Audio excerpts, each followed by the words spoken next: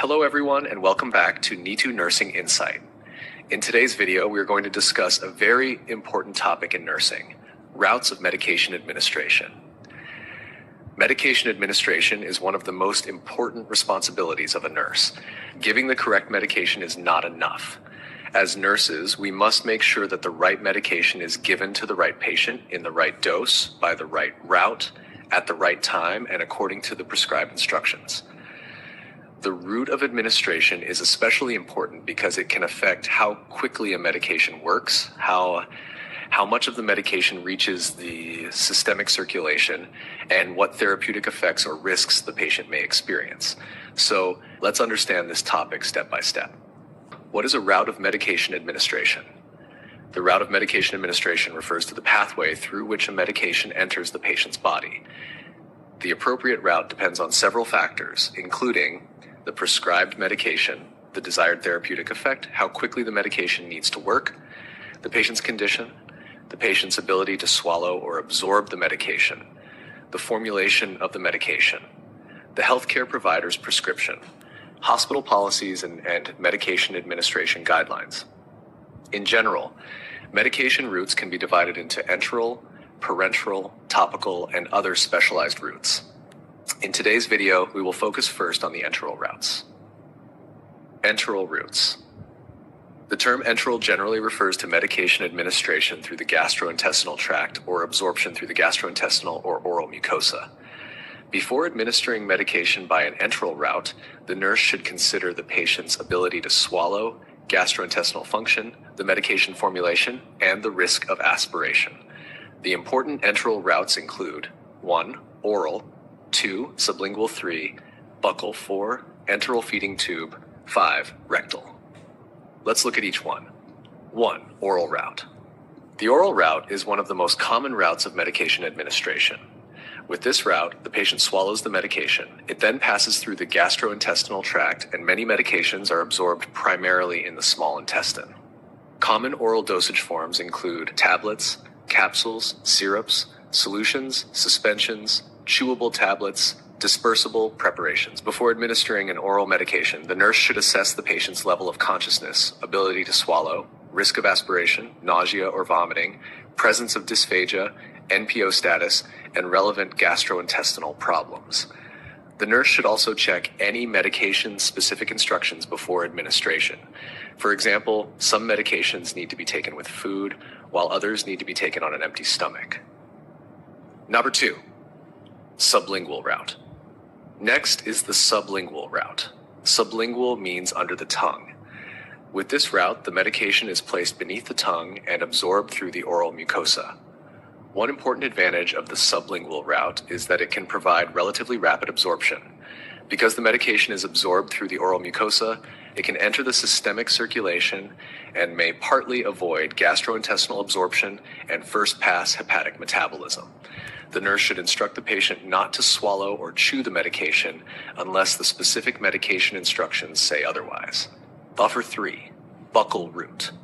The buccal route involves placing the medication between the cheek and gum, where it is absorbed through the buccal mucosa, and the nurse should explain the correct placement of the medication to the patient. The patient should generally avoid chewing or swallowing the medication unless specifically instructed to do so. As always, follow the medication-specific instructions because administration techniques can vary depending on the formulation. 4. Enteral feeding tube route.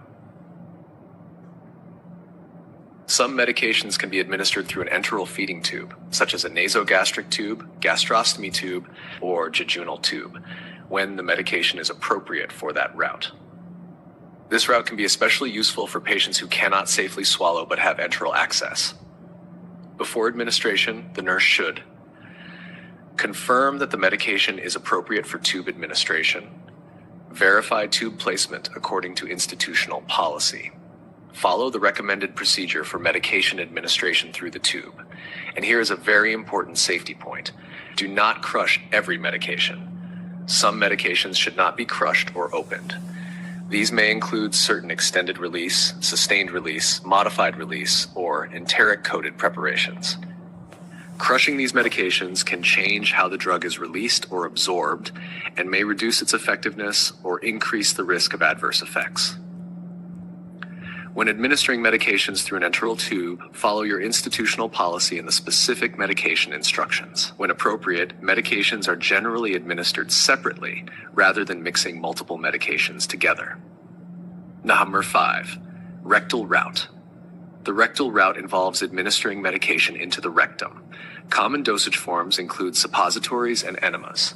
Rectal medications may be used to produce a local effect, while some medications can also be absorbed systemically. As a nurse, it is important to explain the procedure to the patient, provide privacy, and maintain dignity throughout the procedure. Always follow the appropriate technique and institutional guidelines. Advantages of enteral routes. So what are some advantages of enteral medication administration? Enteral routes can be convenient, less invasive than injections, comfortable for many patients, relatively easy to administer for many medications, suitable for long-term medication therapy. However, the route must always be selected according to the medication, patient condition, and prescribed instructions. Quick revision. Before we finish, let's quickly review the important differences. Oral, medication is swallowed by mouth. Sublingual, medication is placed under the tongue. Buccal, medication is placed between the cheek and gum. Enteral tube, medication is administered through an appropriate feeding tube into the gastrointestinal tract. Rectal, medication is administered into the rectum. Important nursing safety message. And remember this very important point. Never assume that every oral medication can be crushed, swallowed, or administered through an enteral feeding tube. Now, let's move on to parenteral routes, or injection routes. Parenteral medication administration is an important part of nursing practice because it can provide a relatively rapid or predictable therapeutic effect. However, it also carries additional risks, including infection, tissue injury, medication errors, and adverse reactions. Therefore, accurate patient assessment, medication verification, aseptic technique, and strict adherence to medication safety practices are essential. What are parenteral routes? The major parenteral injection routes are intradermal, subcutaneous, intramuscular, and intravenous. There are also specialized parenteral routes such as intraosseous, intrathecal, and epidural administration. These are used only for specific clinical indications and require appropriate training and institutional protocols. Why are parenteral routes used? Parenteral administration may be selected when the patient cannot take medication orally. The medication is poorly absorbed through the gastrointestinal tract.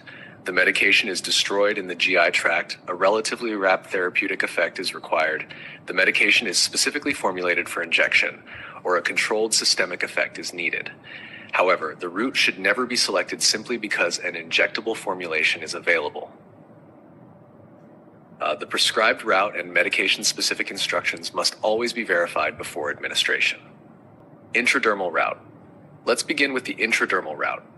The intradermal route delivers a small amount of medication or testing material into the dermis, just below the epidermis. Common uses include certain diagnostic skin tests, allergy testing, and tuberculosis screening, according to the applicable protocol. For intradermal administration, the nurse should verify the specific medication or test, select the appropriate site according to protocol, use the prescribed syringe and needle, and follow the correct administration technique. The nurse should also avoid areas of skin that are infected, inflamed, damaged, or otherwise unsuitable. Subcutaneous route. Next is the subcutaneous route. The subcutaneous route delivers medication into the subcutaneous tissue beneath the skin. Medications administered by this route are generally absorbed gradually from the subcutaneous tissue. Examples include insulin, certain anticoagulants, some biological medications, selected vaccines, and other medications when specifically indicated. Common sites, depending on the medication and patient, include the abdomen, anterolateral thigh, and the posterior or lateral upper arm, as well as other approved sites. Before administration, the nurse should assess the skin and previous injection sites for bruising, swelling, scarring, infection, lipodystrophy, or other relevant tissue changes. An important point to remember is that different medications have different administration requirements. For example, Insulin and anticoagulants should be administered according to their specific medication guidelines rather than using one universal injection technique. Intramuscular route. Now let's discuss the intramuscular or IM route. The intramuscular route delivers medication directly into muscle tissue. Because muscle tissue has a good blood supply, medications can be absorbed into the systemic circulation. Common IM sites include the deltoid, vastus lateralis, and ventrogluteal sites, depending on the medication, the patient's age, muscle development, and institutional policy. The appropriate site is determined by factors such as the patient's age, muscle mass, medication volume, medication characteristics, and clinical circumstances. Before giving an IM injection, the nurse should assess the muscle mass and skin condition, previous injection sites, bruising or hematoma, signs of infection, and any patient-specific bleeding risk or medication-specific contraindications. One important nursing principle is the correct site, needle selection, volume, and technique depend on both the medication and the individual patient. Therefore, we should not use one injection site or one technique for every medication and every patient. Intravenous route. Next is the intravenous or IV route. The intravenous route delivers medication directly into the bloodstream through an appropriate vascular access device. Because the medication enters the circulation directly, the IV route can produce a rapid systemic effect.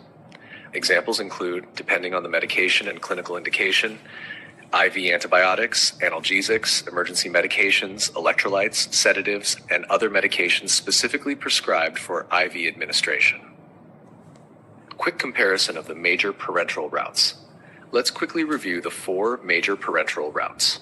Intradermal. Medication or testing material is placed into the dermis. Only a very small volume is used, and it is often used for diagnostic testing. Subcutaneous. Medication is delivered into the subcutaneous tissue and is generally absorbed gradually. Intramuscular. Medication is delivered into muscle tissue, with the rate of absorption varying according to the medication and other factors. Intravenous. Medication is delivered directly into the bloodstream, providing direct systemic delivery and potentially a rapid effect. Nursing assessment and safety. Before administering any parenteral medication, the nurse should perform the necessary patient assessment and verify the medication, dose, route, site, and other medication-specific requirements. There is also one very important infection prevention principle. A needle and syringe used for one patient must never be used for another patient, even if the needle is changed. A new sterile needle and syringe must be used for each patient. Specialized parenteral routes. Now, let's briefly look at some specialized parenteral routes. Intraosseous route. The intraosseous, or IO, route allows medications and fluids to be administered through the bone marrow space. It may be used in emergency situations when appropriate vascular access cannot be obtained promptly. Intrathecal route. The intrathecal route involves administering medication into the cerebrospinal fluid space. This is a highly specialized route with strict medication and procedural safety requirements. Epidural route. The epidural route involves delivering medication into the epidural space and is commonly used for anesthesia and pain management. These specialized routes require appropriate training and must be performed only according to approved clinical protocols. Advantages of parenteral administration. Parenteral routes can provide rapid or predictable drug delivery, can be useful when oral administration is not possible, can provide reliable systemic delivery for appropriate medications, can avoid some gastrointestinal absorption problems, and can allow precise administration of certain medications. Disadvantages and risks. At the same time, parenteral administration can involve pain or discomfort, infection, bleeding, hematoma, tissue injury, nerve injury, medication errors, allergic reactions, and needle stick injuries. With intravenous therapy, additional complications can include infiltration and extravasation. Therefore, parenteral medication administration requires careful attention to both technique and patient safety. Key nursing message. So remember, parenteral medication administration is not simply about giving an injection. It involves patient assessment, medication verification, correct route and site selection, aseptic technique, accurate administration, appropriate monitoring, and documentation. And one of the most important rules in medication administration is if the medication or the route dose, dilution, compatibility, or administration technique is unclear, stop and clarify before giving the medication. Safe medication administration always comes first. Finally, let's discuss topical and other routes of medication administration. Topical medications are generally applied directly to the skin or a specific body surface. Depending on the medication and its formulation, the intended effect may be local at the application site or, in some cases, systemic after absorption through the skin or mucous membranes. Let's look at the important routes one by one. Topical route. The topical route means applying medication directly to the skin or a localized body surface. Common forms include creams, ointments, lotions, gels, and powders. Most topical medications are intended to produce a local effect, although some can also be absorbed systemically. As a nurse, before applying a topical medication, assess the skin condition, perform hand hygiene, and wear gloves when appropriate. Apply the prescribed amount using the correct technique, avoid contaminating the medication container, and document the application as required. Transdermal route. Next is the transdermal route. A transdermal medication is applied to the skin and absorbed into the systemic circulation. These medications are commonly delivered through a patch over an extended period. Before applying a transdermal patch, the nurse should check the correct medication, patch strength, application site, skin condition, and whether a previous patch has been removed. Also check the date and time according to the medication and institutional policy. And remember, never assume that an old patch has been removed. Always check.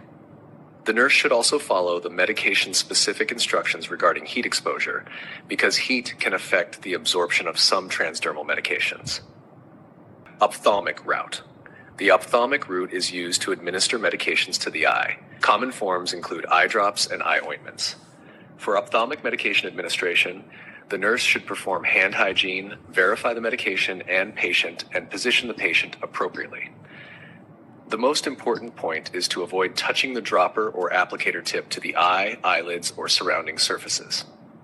Place the medication into the appropriate part of the eye as directed, and follow medication-specific instructions regarding eyelid closure or nasolacrimal occlusion.